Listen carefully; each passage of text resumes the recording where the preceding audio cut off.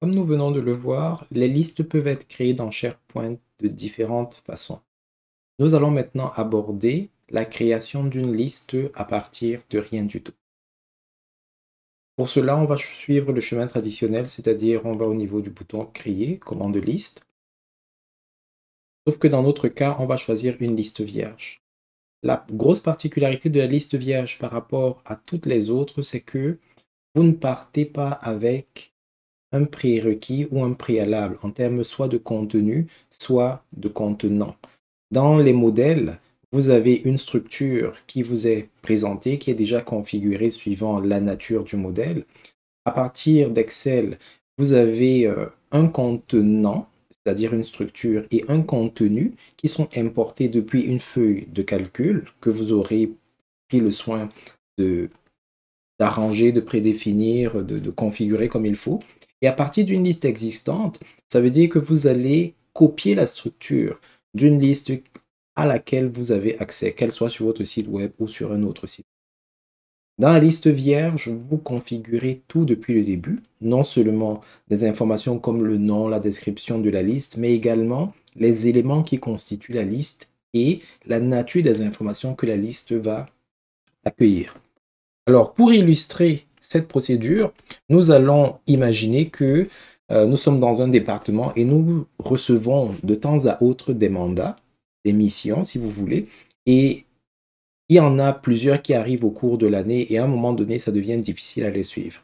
Alors, on voudrait avoir un endroit centralisé sur SharePoint pour pouvoir savoir ce qui se passe en gros, une sorte de référentiel.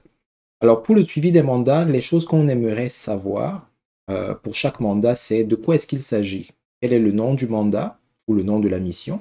Quelle est la description en quelques lignes? Qui est le porteur du dossier? C'est qui veut suivre ce dossier? Dans quelle catégorie est-ce qu'on peut mettre ce mandat? Dans notre cas, les catégories qu'on gère, c'est par exemple la formation, la recherche et développement, la communication, etc. On veut savoir l'année financière relative. On veut savoir quand est-ce que le mandat commence, quand est-ce qu'il s'achève, quel est le budget. Et on veut également connaître le statut. Entre parenthèses, vous pouvez avoir certaines des options qu'on voudrait se donner l'opportunité de choisir.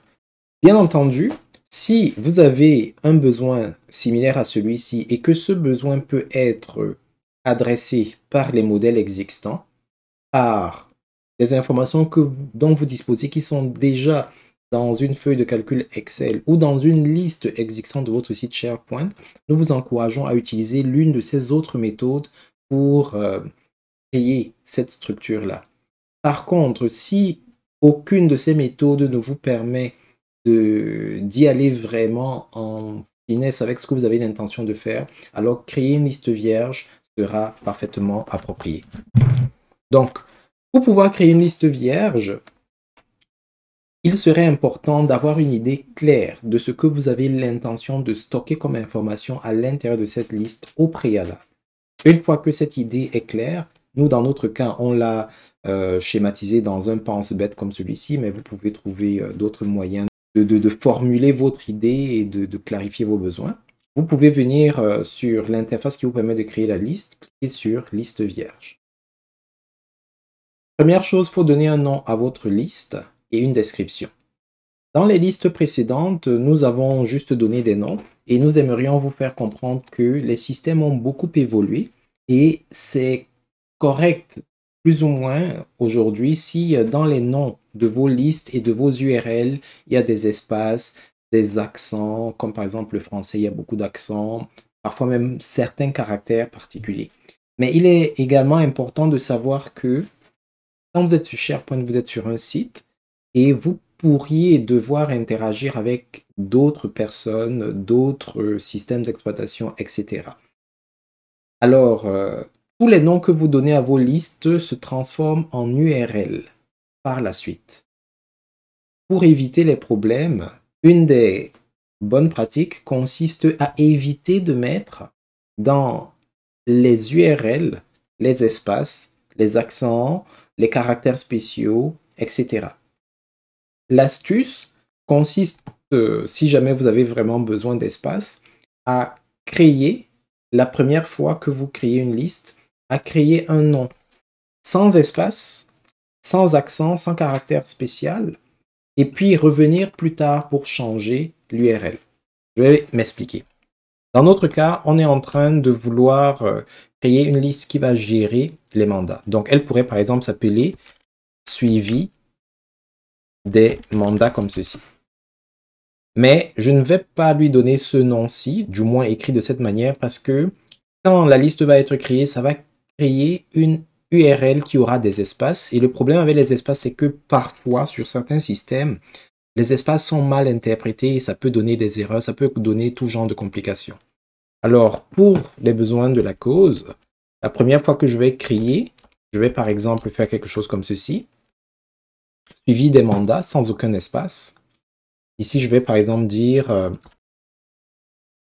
je vais afficher ma liste dans la navigation du site et je vais cliquer sur créer. Alors, maintenant que j'ai créé cette liste, SharePoint a créé une URL qui correspond au nom de la liste. Et dans cette URL, il n'y a pas d'espace. Une fois que l'URL a été créée, parce qu'elle n'est créée qu'une fois au démarrage, je peux maintenant revenir dans la liste pour pouvoir changer son nom. Donc, il me suffit de cliquer sur le nom de la liste qui est là et je peux revenir maintenant, mettre par exemple quelque chose de plus en phase avec ce que j'avais l'intention de faire. Par exemple, je mets des espaces. Mais je sais que l'URL ne peut plus être changée désormais. Je rappelle que ça, c'est une étape facultative. Vous n'êtes pas obligé de passer par là. Mais si vous passez par là, surtout si votre site web doit interagir avec d'autres systèmes dont vous ne maîtrisez pas les configurations, ça pourra vous éviter certains enjeux. On est en 2022, voire plus. Beaucoup de ces enjeux ont commencé à disparaître, mais on ne sait jamais. Maintenant que vous avez donné le nom à votre liste, ainsi que sa description, la prochaine étape va consister à définir la structure de la liste. Quelles sont les informations qui vont être stockées dans notre liste? Si on revient à notre pense-bête, on voudrait être capable de suivre les mandats. Donc, par défaut, quand vous créez une liste sous SharePoint, il vous crée une colonne de base qui va s'appeler titre. Dans notre cas, on va la laisser telle qu'elle pour le moment. Elle va correspondre, dans notre cas, au mandat, c'est-à-dire quel est le nom de la mission qu'on nous confie. Ensuite, on voudrait être capable de connaître la description. Pour cela, on va cliquer sur « Ajouter une colonne » et on va choisir dans la liste qui est affichée ici quel type d'informations nous comptons stocker dans cette colonne. La colonne qu'on veut créer, c'est pour les descriptions et une description, comme son nom l'indique, ça va permettre de fournir certains détails pour le mandat. Alors, tout ce qui est texte peut être géré par le type une ligne de texte ou plusieurs lignes de texte. Mais vu que c'est une description, on va probablement mettre plusieurs informations à l'intérieur. On va choisir plusieurs lignes de texte, ce sera plus approprié. Donc, je vais sélectionner plusieurs lignes de texte. Et ici, je dois donner un nom à cette colonne. Elle va donc s'appeler description. Ici, je peux donner une description. Vous n'êtes pas obligé de le faire, mais ça fait également partie des bonnes pratiques. Ou plutôt, je vais inviter les utilisateurs à faire quelque chose. Donc, ce sera par exemple décrire la nature du mandat. Ça, c'est ce que les utilisateurs verront. Quel est le type? C'est plusieurs lignes de texte. Est-ce qu'il y a des valeurs par défaut? Dans ce cas-ci, il n'y en a pas. On va cliquer sur enregistrer. Bon, avant, vous avez la possibilité d'afficher d'autres options. Pour ce qui est du texte enrichi, je vous invite à regarder une de nos capsules qui explique un peu la particularité des textes enrichis et puis les différences qu'il y a entre les colonnes de type plusieurs lignes de texte et les colonnes de type ligne de texte simple. Avez-vous l'intention d'ajouter des modifications au texte existant ou d'exiger que cette colonne contienne des informations? Vous allez voir ce qui marche le mieux pour vous. Je tiens à préciser que cette option-ci sera importante dans certains cas si vous voulez absolument que la colonne ait certaines informations. Ça devient un peu comme un champ requis, un champ obligatoire.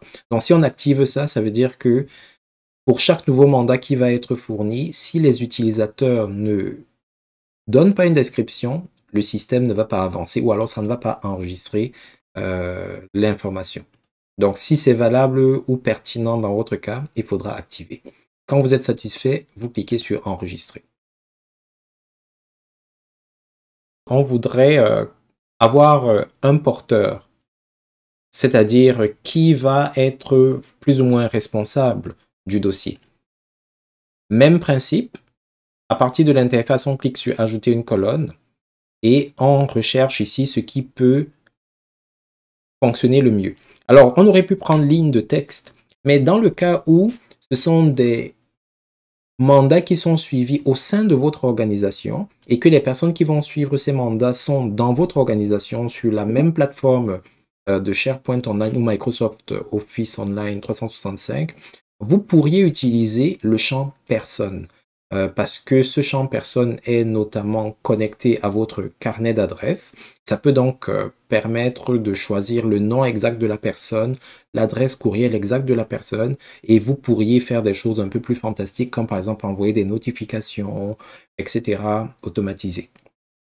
Alors, si jamais vous êtes dans un cas où vous avez besoin de ce genre d'interaction, chaque fois que vous avez besoin d'un champ qui va contenir l'information sur un individu, le champ personne sera probablement le plus approprié. Donc ici, on va mettre sélectionner. On va laisser personne ou groupe. Vous avez également ici la possibilité d'exiger que la colonne contienne des informations ou pas. Dans ce cas-ci, je ne vais pas le faire, mais si on veut vraiment suivre de vrais mandats, c'est quelque chose qu'on devrait faire systématiquement parce qu'il faudrait qu'on ait un vis-à-vis à qui s'adresser. Donc, je vais cliquer sur enregistrer. Et vous avez déjà compris le principe, donc je vais faire les autres opérations. Donc, prochaine opération, c'était la catégorie. Alors ici, elle est un peu particulière, catégorie, parce que si vous regardez bien ce qu'on avait l'intention de faire, on voudrait que les gens soient capables de déterminer la catégorie du mandat, que ce soit formation, recherche et développement, communication ou autre. Alors, pour cette colonne-ci, on peut également choisir ligne de texte et laisser le soin à ceux qui vont alimenter notre liste de saisir la bonne information à chaque fois. Mais le problème, lorsqu'il y a des saisies répétées, c'est que fatalement, il pourrait y avoir à un moment donné des erreurs qui s'immiscent dans la liste. Pour éviter cela, on peut avoir recours aux listes déroulantes. Et les listes déroulantes, dans l'univers de SharePoint, peuvent être matérialisées par le type choix. On va donc sélectionner choix. On va mettre ici. Et ici, on va par exemple mettre... on va laisser le type choix. Et ici, vous avez la possibilité d'indiquer les choix qui devront être mis à la disposition de ceux qui vont utiliser votre système. Par défaut, il va mettre choix 1, choix 2, choix 3. Aucun de ceux-là ne nous convient. On va donc cliquer pour les remplacer. On va par exemple mettre communication. On va mettre recherche et développement. Ou plutôt, je vais mettre formation. Que ce soit par ordre alphabétique. Et puis, je peux mettre recherche et développement. Et si jamais je voudrais d'autres choix, je peux en rajouter ici, là. Et comme d'habitude, si l'option fournie par SharePoint ne me convient pas, je peux juste cliquer dessus et la remplacer par ce qui m'intéresse, par exemple web. Très bien. Les choix, ce qu'il est important de comprendre, c'est qu'à chaque type de colonne que vous avez ici, vous aurez une série d'options qui vont varier d'un type de colonne à un autre. Donc par exemple, pour le cas des choix, vous avez la possibilité de permettre à vos utilisateurs d'ajouter des valeurs manuelles. Ce que ça veut dire, c'est que si jamais quelqu'un veut rentrer, par exemple, dans notre cas, un nouveau mandat, et que ce mandat ne correspond ni à la catégorie communication, ni formation, ni recherche et développement, ni web, on offre la possibilité à l'utilisateur de rajouter manuellement une nouvelle version. Ça, c'est quelque chose que vous pourriez faire si les utilisateurs avec lesquels vous allez interagir sont d'une certaine maturité, parce que n'oubliez pas, dans les bases de données, si à un moment donné, les informations rentrées sont erronées, votre base de données sera corrompue et elle ne servira pas à grand-chose. Si vous n'êtes pas sûr de la maturité de vos utilisateurs, c'est quelque chose que je ne vous recommanderais pas d'utiliser. Comme il s'agit d'un choix, vous avez également la possibilité de déterminer, si jamais c'est pertinent pour vous, si l'une de ces valeurs peut être une valeur par défaut. C'est-à-dire que au lieu que le choix soit parfois vide, vous souhaiteriez que par défaut, il y ait au moins une valeur en particulier. Si c'est pertinent pour vous, vous choisissez dans la liste ce qui correspond. Et quand on clique sur plus d'options, excusez-moi, j'ai activé ceci, je vais désactiver. On a les éléments traditionnels, comme par exemple, est-ce qu'on voudrait exiger que cette colonne contienne des informations? En d'autres termes, est-ce qu'on voudrait forcer les utilisateurs à saisir une information ou pas? Ou alors, est-ce qu'on voudrait rendre ce champ obligatoire ou pas? On peut activer ou désactiver suivant les besoins. Autre élément important, vous pouvez choisir entre le menu déroulant et la case d'options. Si vous choisissez menu déroulant, ce qui va se passer, c'est que l'utilisateur, quand il va cliquer sur choix, aura un menu déroulant à l'intérieur duquel il ne pourra sélectionner que soit communication, soit formation, soit recherche et développement, soit web. Si vous prenez par contre case d'options, ce sera différent en ce sens que au lieu d'avoir un menu déroulant, on aura plutôt des cases d'options et l'utilisateur ne pourra choisir qu'une option parmi celles-là. Si par contre vous souhaiteriez que l'utilisateur soit capable de choisir plusieurs choses, ça veut dire qu'un projet peut en même temps être dans la catégorie communication et dans la catégorie web, en même temps dans la catégorie formation et la catégorie recherche et développement par exemple, alors là il faudra autoriser les sélections multiples. Ça va permettre à vos utilisateurs de choisir, d'être capable de choisir pas juste une seule chose, mais plusieurs choses en même temps. Donc, sélectionnez ce qui fonctionne pour vous. Moi, je vais laisser ça tel quel et cliquer sur enregistrer. Nous allons ajouter une autre colonne qui sera pour l'année financière. Alors, l'année financière, on va également en faire un choix, mais ça dépend vraiment de l'approche que vous voulez avoir par rapport à votre liste. Ça peut être un choix, on peut laisser libre cours aux gens de rentrer l'année. Dans certains cas, on peut même la calculer, mais on ne va pas entrer dans ces éléments-là, ici. Là. Donc, alors ici, je vais mettre année financière.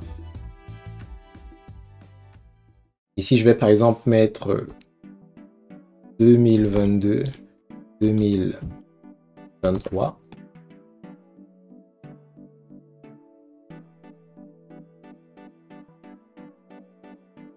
Prochaine colonne,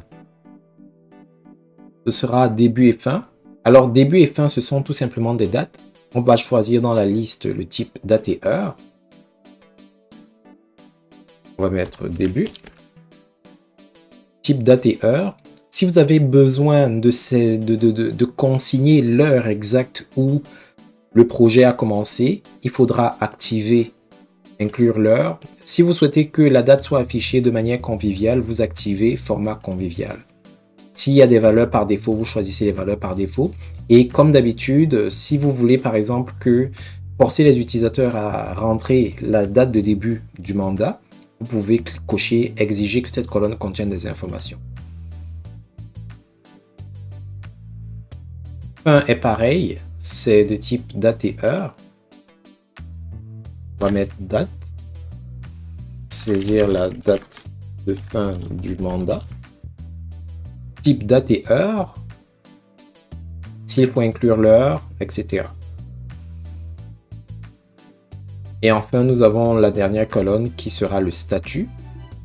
Vous avez deviné, vu qu'il y a des options que nous voulons proposer à nos utilisateurs, ce sera donc une colonne de type choix. On va donc l'intituler statut. Et là, on va mettre sélectionner le statut du mandat. On va mettre non débuté. En cours. Suspendu. On va ajouter un choix. On va appeler terminé. Alors tout à l'heure, quand on parlait des choix, je vous ai parlé à peu près de toutes les options, mais j'ai oublié de vous mentionner que par défaut, SharePoint va assigner, affecter une couleur à chaque choix. Ces couleurs sont, je ne vais pas dire arbitraires, parce que c'est toujours la même séquence de couleurs. Si vous n'êtes pas vraiment branché couleurs, vous pouvez les laisser telles quelles. Si ces couleurs marchent avec la nature du contenu que vous êtes en train de présenter, alors tant mieux, mais parfois ça pourrait ne pas marcher. Donc j'aurais tendance à mettre suspendu en rouge, en cours vert c'est pas mal, non débuté bleu c'est pas mal, terminé je peux mettre une couleur plus glorieuse, je sais pas moi, par exemple evergreen, du vert vraiment très vert, et suspendu. J'aurais tendance à mettre du rouge parce que c'est quelque chose qui n'est pas normal ou alors, par exemple, mais ça dépend de votre charte de graphique au sein de l'entreprise, de si c'est pertinent pour vous ou pas, ou vous pouvez juste laisser les couleurs qui sont là par défaut. Alors lorsque vous êtes satisfait, vous pouvez cliquer sur enregistrer.